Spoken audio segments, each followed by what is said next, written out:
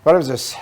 տարին ավարտվում է, բայց խնդիրները ոչ։ Այս տարին Հայաստանի Հանրապետության համար կարելի է ասել ճանապարհների տարի էր, ուղիղ եւ փոխաբերական իմաստով։ Սա մի տարի էր, երբ ճանապարհները դարձան ոչ միայն սոցիալական եւ տնտեսական, այլև քաղաքական եւ անվտանգային գործոն։ Այս ամբողջ տարվա ընթացքում մենք շատ ենք խոսել ճանապարհներից,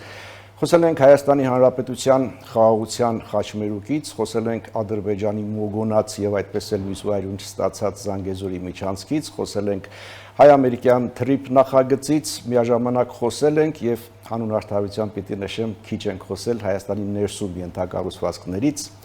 գյուղական ճանապարհներից, միջհամայնքային ճանապարհներից, մարզերում իրականացվող սուբվենցիոն ծրագրերից։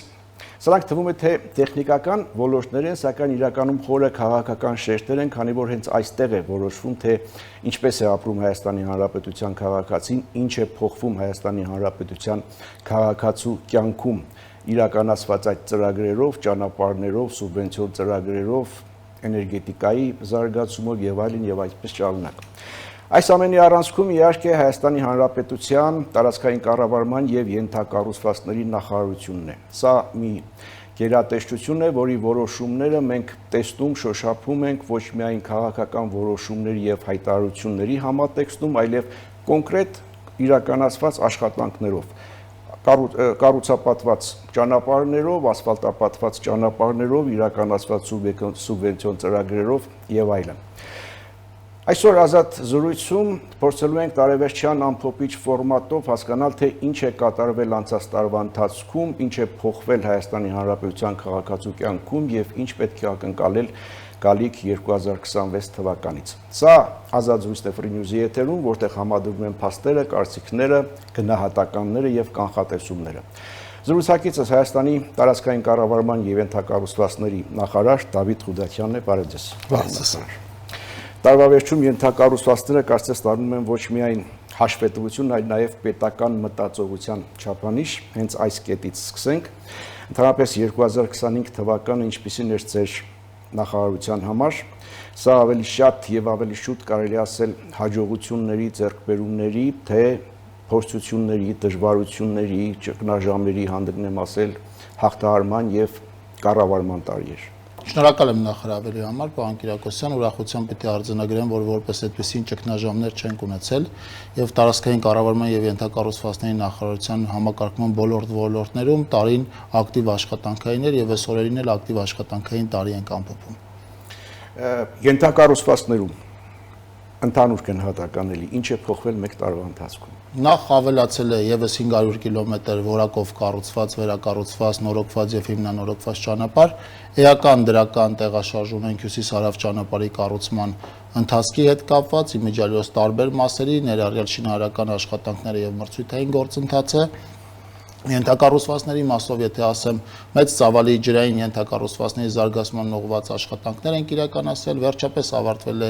Վեդի ջրամբարի կառուցման աշխատանքները, թունելաշինական ծրագրեր են իրականացվել, ակտիվ ենթակառուցվածքների զարգացման ուղղված աշխատանքներ են իրականացվել, որոնց արդյունքները կարծում եմ բավական գոհացուցիչ են եւ քաղաքացիների համար եւ նաեւ մեր համար որպես ոլորտի պատասխանատուներ։ Ենթակառուցվածքների քաղաքականության ամենատեսանելի, ամենաչափելի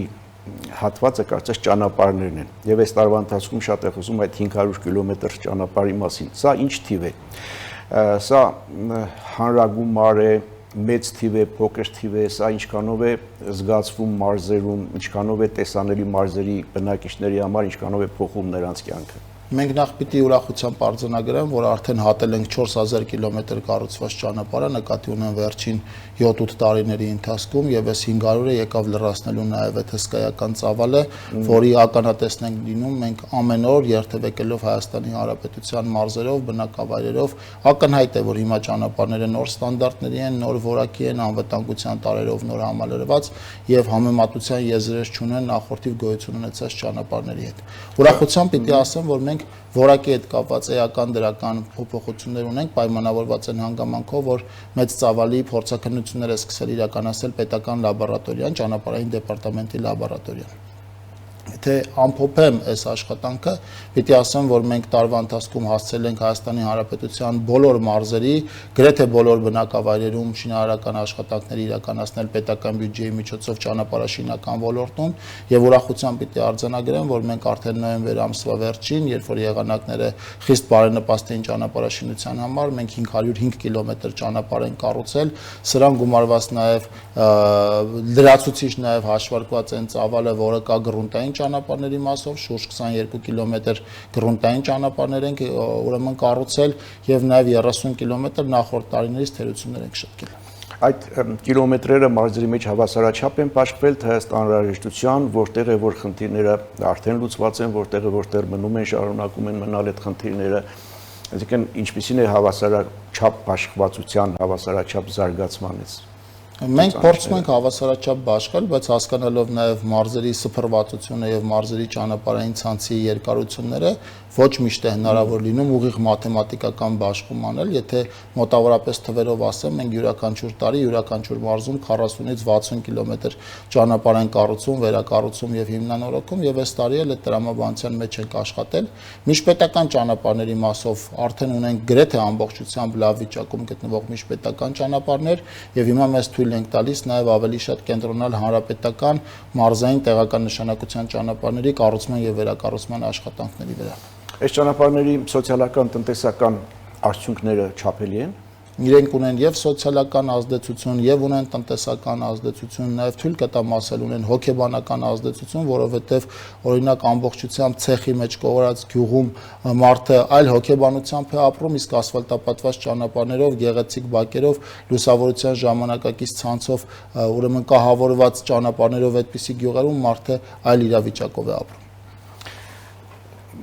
Ես մի փոքր հումորով ասեմ, փոքր ժամանակից հիշում եմ, որ հյուսիս-հարավը մեզ հայտնի է որպես ռազմավարական նշանակություն ունեցող, բայց անավարտ մի նախագիծ։ Հիմա ինչ փուլում է, ինչ ընթացքի մեջ է, ինչ կասեք վերջնական ավարտի ժամկետների մասին։ Ուրախությամբ կուզեմ արձանագրել, որ մենք դրական տեղաշարժ ունենք վերջին տարիներին հյուսիս-հարավի մասով եւ արդեն կարձանագրեմ նաեւ, որ ավարտված հատված ունենք, մենք ամբողջովին ավարտել ենք աշտարակից դեպի Գյումրի գնացող հատվածը եւ այս պահին այնտեղ կահավորման աշխատանքներ են իրականացվում եւ տարեսկզբին ճանապարհահատվածը կտրվի երթևեկությամբ, ինչը եւ անվտանգության մակարդակը էականորեն կբարձրացնի աշտարակից դեպի Գյումրի տեղափոխվողների եւ հակառակ ուղղությամբ վերադարձողների համար եւ նաեւ էականորեն ժամանակի կրճատում մեզ հնարավորություն կտա։ Եթե անդրադառնամ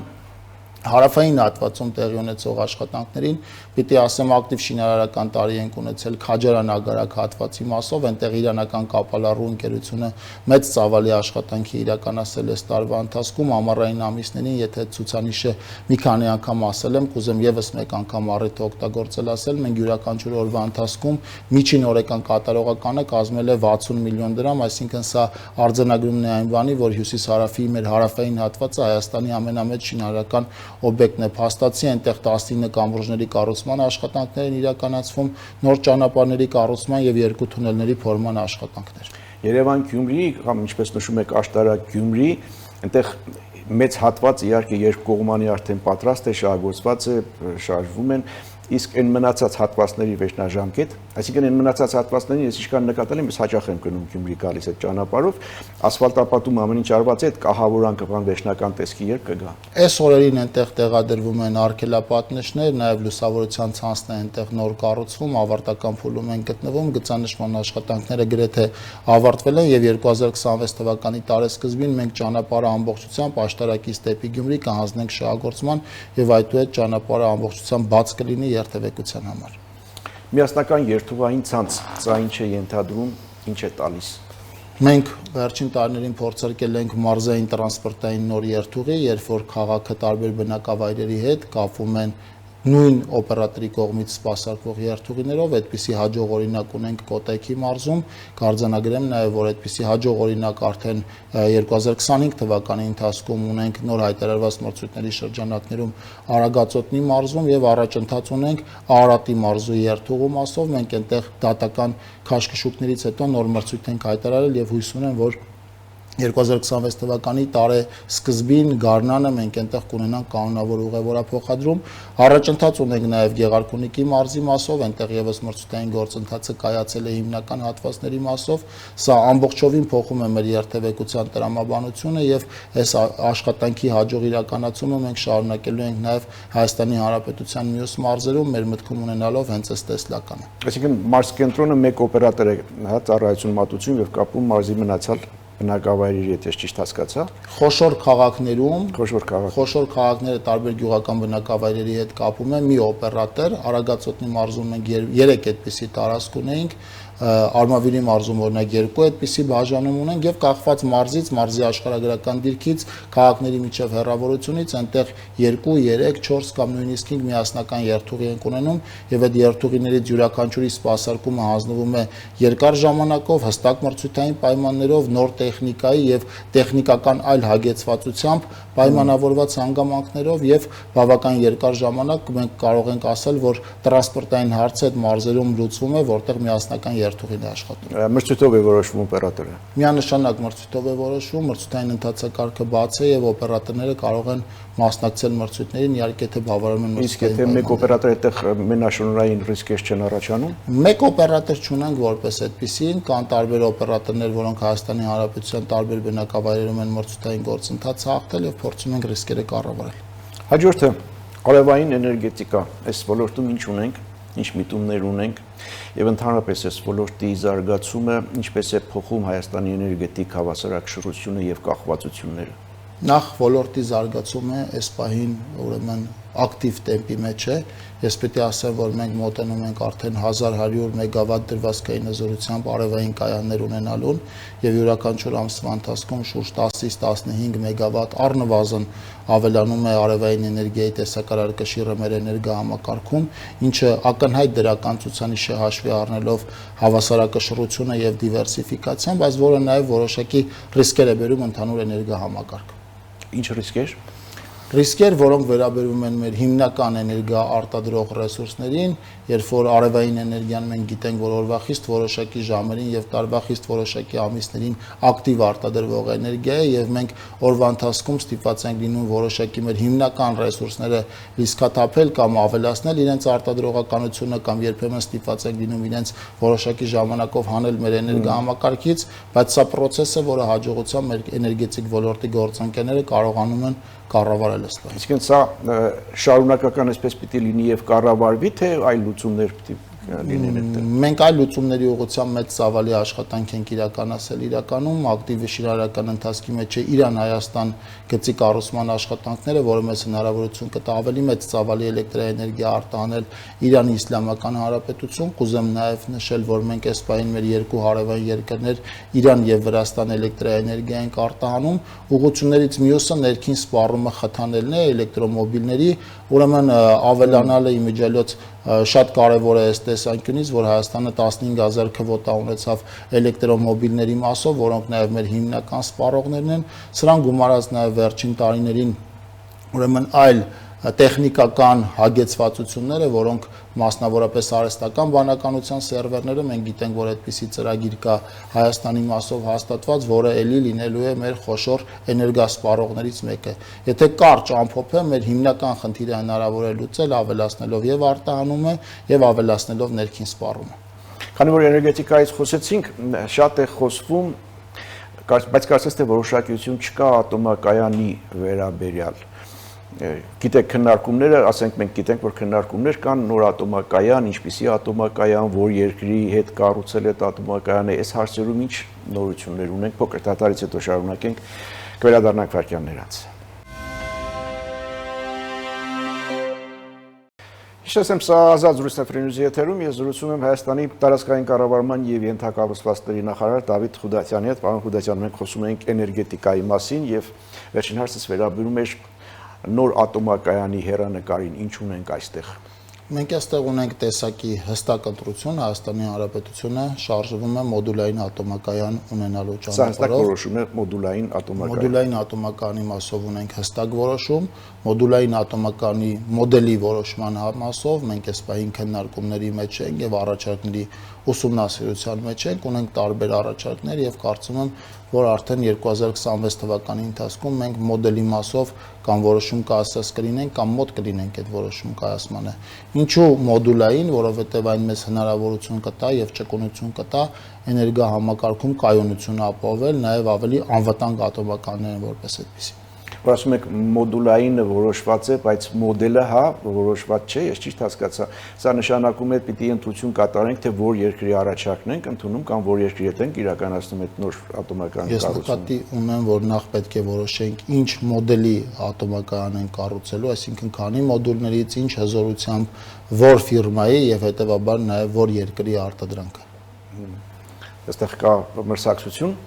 Միացյալ Նահանգներ, Ռուսաստան։ Մենք մի քանի առաջարկներ ենք ստացել տարբեր երկրներից եւ այդ առաջարկների ուսումնասիրության փուլում ենք, բայց կուզեմ նաեւ ընդգծել, որ 2026 թվականը մեր համար կարեւոր է լինելու ոչ միայն մոդելի որոշման մասով, այլև կարեւոր է լինելու մեծամորի ատոմակայանի շահագործման ժամկետի երկարացման մասով։ Մենք այս տարի 5 ամսով պլանավորում ենք 2026 թվականի ընթացքում վերանորոգել ատոմականը, որից հետո գնալ ժամկետի երկարացման։ Դա բնականաբար ռուսական, հա, ընկերության հետ համագործակցաբար մեծամորը այդ աշխատանքների զգալի մասը իրականացնում է հայկական ատոմային էներգակայանը տարբեր երկրների հետ աշխատելով նաև այդ թվում նաև ռուսական ուրեմն ընկերությունների հետ աշխատելով։ Աստենք առաջ, ենթակառուցվածքային քաղաքականությունը կարելի ասել կիսատ է, եթե դա չի հասնում տեղեր, մարզեր եւ ես գալիս եմ արդեն տեղերում, համայնքներում, մարզերում իրականացվող սուբվենցիոն ծրագրերին։ Այս մասով ինչ ունենք։ Մենք մեծ ծավալի աշխատանքներ ենք իրականացրել 2025 թվականին համայնքների ենթակառուցվածքների զարգացման ուղղված սուբվենցիոն ծրագրերի շրջանակներում։ Սրանք են աշխատանքներն են, որոնք կախված աշխատանքի տեսակից որոշակի ֆինանսավորում իրականացվում է համայնքային բյուջեների միջոցով եւ որոշակի ֆինանսավորում իրականացվում է պետական բյուջեի միջոցով։ Հիմնականում դրանք ենթակառուցվածքների զարգացման ուղղված ծրագրեր են, ջրային ենթակառուցվածքների, ճանապարհային ենթակառուցվածքների եւ կրթական ենթակառուցվածքների։ Եվ այդ սուբվենցիոն ծրագրերի տեղապաշխվածության խնդիրը էլի ըստ մարզերի շատ քիչ, որտեղ ինչպես դա միայն ձեզնից է կախված, կառավարությունից է կախված, թե տեղերում համայնքներից եւ մարզերից է կախված ստացված առաջարկների, ինչպիսին է տեղապաշխվածությունը։ Արդարությամբ կուզեմ ասել, որ սրանք են աշխատանքներն են, որոնց տեղապաշխվածությունը կախված է համայնքներից, կառավարությունը հիմնականում համայնքներից, կառավարությունը տեսակավորել է աշխատանքները եւ աշխատանքների որոշ տեսակներ հայտարարել է առանցքային կարևորության աշխատանքներ, դրանք ճանապարհային, ջրային, խմելու եւ ոռոգման ջրագծերի կառուցում, ջրամբարների կառուցում, այդ առումով փոքր ջրամբարների կառուցում, եթե համայնքները այդպիսի ցանկություն ունեն եւ մեծ ծավալի աշխատանք են իրականացնում մանկապարտեզների կառուցման կամ գոյություն ունեցողների շենքերի հիմնանորոգման մասով։ Ես ճիշտ եմ հասկանում, որ ըստ էության այդ աշխատանքի մեծ մասը սուբվենցիոն ծրագրերով է արվում։ Եվ այդ պարագայում ինչ է մնում դիմերի ուսերին։ Տեսեք, սուբվենցիոն ծրագրերում էլ համայնքը ունի կարևոր եւ առանցքային դերակատարում, որովհետեւ նախ վերահսկողական հիմնական գործընթացն է իրականացվում համայնքներով, հետո նաև մրցույթային ամբողջ գործընթացը, նախագծերի մրցույթների ձեռքբերում, հետո շինարարական աշխատանքների մրցույթների ձեռքբերում, հետո նաև կատարողականների ընդունում եւ ֆինանսական միջոցների վերաբաշխում եւ դրանով պայմանավորված համայնքների դերը առանցքային նշանակություն ունի պետական համաֆինանսավորման ծրագրով, իհարկե համատեղ աշխատելով նաև տեղերում մարզպետների աշխատակազմերի եւ տարածքային կառավարման եւ ենթակառուցվածքների նախարարության հետ։ Իսկ համայնքների խոշորացումը ցույց տվել է այս տարիների ընթացքում արդեն իր արդյունավետությունը։ Ես հիշում եմ, որ այդ նախագիծ, այդ ծրագիր ինչքան դժվարությամբ էր կյանքի կոչվում, ասենք կառավարությունից գնում էին գյուղեր, գյուղերում չէին ուզում անգամ լսել այդ խոշորացման մասին, բացասական բաներն էին մեջ բերում, ոչ թե կենտրոնացում է, ոչ թե ապակենտրոնացում է, հազարումի խնդիրներ հիմա չեմ ուզում խորանալ։ Հիմա ինչ ունենք, այդ խոշորացումը արդարացված կարելի համարել տեղում համայնքների խնդիրների լուծման համատեքստում։ Խոշորացումը միանշանակ դրական բարեփոխում է եւ իրապես իր տեսակով բարեփոխում է, որովհետեւ այն հնարավորություն է տալիս համայնքներին կիրառել տարբեր գործիքներ, որոնք նախորդիվ հնարավոր չէր կիրառել, ունենալ մասնագիտական մեծ պոտենցիալ եւ համայնքում օգտագործել մասնագիտական այդ մեծ պոտենցիալը, նաեւ համայնքներում ունենալ մեծ ֆինանսական միջոցներ, մեծ ծավալի աշխատանքներ իրականացնելու համար։ Ձեր աշխատանքը հիմնականում տարածքային կառավարման մարմինների հետ է, մարզպետարանների, թե տեղական ինքնակառավարման մարմինների հետ էլ նաև։ Եվ եթե այո, ապա այստեղ դիմադրություն կա, թե չկա։ Մենք համակարգման գործառույթներ ունենք եւ տեղական ինքնակառավարման մարմինների մասով եւ մարզպետների աշխատակազմերի մասով, հասկանալի է կախված տարբեր ուրեմն աշխատանքների տարբեր տեսակից, այդ աշխատանքների պատվիրատուները լինում են մի մասով մարզպետների աշխատակազմերը, մի մասով համայնքները եւ մեր գործառույթները այդպես որպես այդպեսին ներդաշնակ եւ աշխատանքային են լինում, այդ թվում նաեւ մարզպետների աշխատակազմերի եւ համայնքների միջև եւ այդ աշխատանքի ներդաշնակության եւ արդյունավետության արդյունքը այն է, որ մենք տարվա պլանավորածի համեմատ մոտավորապես 200% ենք կատարել սուբվենցիոն աշխատանքների մեր բյուջեն եւ արդեն կառավարության վաղվա որոշմամբ մենք հսկայական ծավալի վաղա ֆինանսական միջոցներ տրամադրենք համայնքներին, որոնք համայնքները պիտի հասցնեն մինչև տարեվերջ վճարել պատշաճ կերպով շինարարներին եւ դա մոտավորապես խոսքը 2025 թվականի ընթացքում 33.6 միլիարդ 33.7 միլիարդ դրամի մասին է, որը ավելի քան 2 միլիարդ դրամով ավել է, քան մեր նախորդ տարվա ցուցանիշը։ Դրանցից ամենանկատելիները կնշեք սուբվենցիոն ծրագրերը նկատի ունեն։ Եթե կարճ ամփոփեմ, ապա պիտի ասեմ, որ մենք մոտավորապես 250 կիլոմետր եւ ավել ասֆալտապատման աշխատանք էլ իրականացրել ենք սուբվենցիոն ծրագրերի արդյունքում։ Ես նախորդիվ նշեցի, որ 505 կիլոմետր կառուցել ենք պետական բյուջեի միջոցներով, սրան գումարվում է եւս 250 կիլոմետր։ Մեծ ծավալի աշխատանքներ ենք իրականացրել մանկապարտեզների շենքերի կառուցման, վերակառուցման, հիմնանորոգման մասով։ Դուք գիտեք, որ սա մեր բոլոր համայնքների եւ Հայաստանի Հանրապետության կառավարության համար առաջնահերթ ծրագիր է եւ նաեւ 500 մանկապարտեզի ծրագրում բավական մեծ տեսակարար կշիռ ունեն սուբվենցիոն ծրագրերով կառուցվող, վերակառուցվող եւ հիմնանորոգվող մանկապարտեզները։ Դպրոցներ, մանկապարտեզներ հաջորդ տարվա համար պլանավորումներ։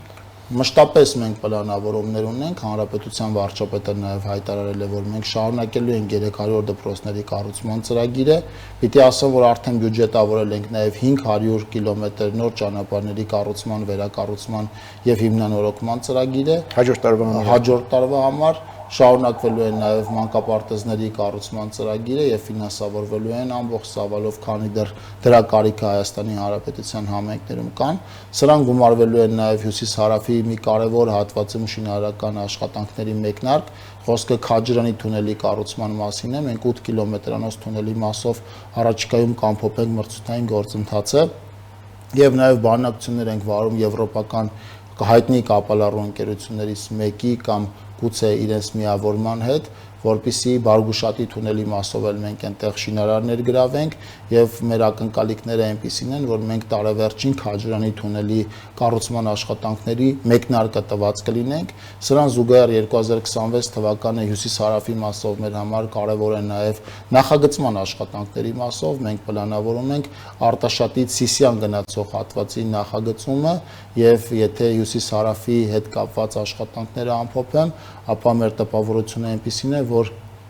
այնտեղ տեմպը բավարար է եւ հյուսիս-հարավը մեր աչքի առաջ տեսք է ստանում։ Ինչպես է վերաբերում այն դիտարկումներին, որ տարածքային կառավարման եւ ենթակառուցվածքների նախարարությունը ճիշտ է տեխնիկական նախարարությունը կարծես տեխնիկական աշխատանքներ է անում, բայց ապահովում է քաղաքական արդյունքներ։ Համակարծիք եմ այդ դիտարկման հետ, որովհետև իրականում ենթակառուցվածքների զարգացման ուղղված աշխատանքները քաղաքացիների հիմնական գոհունակությանը արժանացող աշխատանքներ են, կամ առնվազն հիմնական գոհունակությանը արժանացող աշխատանքների մի մեծ խումբ են, եւ հետեւաբար դրանք նաեւ քաղաքական որոշակի ազդեցություն են ունենում, հաշվի առնելով նաեւ մեր նախարարության սփռվածությունը, աշխատակի սփռվածությունը հանրապետության ամբողջ տարածքում։ Այսինքն կարելի ասել, որ ձեր նախարարության լավ կամ վատ աշխատանքը ուղիղ ազդեցություն կունենա հաջորդ տարի ընտրություններում, հա, մարդկանց վստահության քվեի վրա։ Այդ թվում նաև մեր նախարարության աշխատանքը կուզեմ։ Որոշակի նկատել եմ, թե որովհետև, ասենք, կոնկրետ ասֆալտապատված ճանապարհը կամ ջրագիծը, սուբվենցիոն ծրագիրը, մանկապարտեզը, դպրոցը ամենահեշտ տեսանելի եւ չափելի բաներն են կարծես թե։ Ենթակառուցվածքները մեր հանրապետության եւ ամենակարևոր ուրեմն աչքի զառնող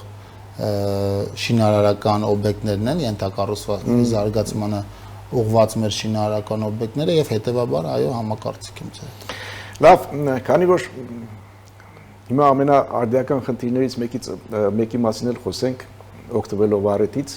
վերջին շրջանում եկեղեցու շուրջ զարգացումներ, սրացումներ, ինչ է կատարվում, ինչ հանգուցալուծման, ինչ զարգացումներ կարող են լինել, ինչ հանգուցալուծում կարող է լինել, երբ կարող է լինել։ Եկեղեցում մաքրման գործընթաց է, մենք գիտենք, որ եկեղեցում կան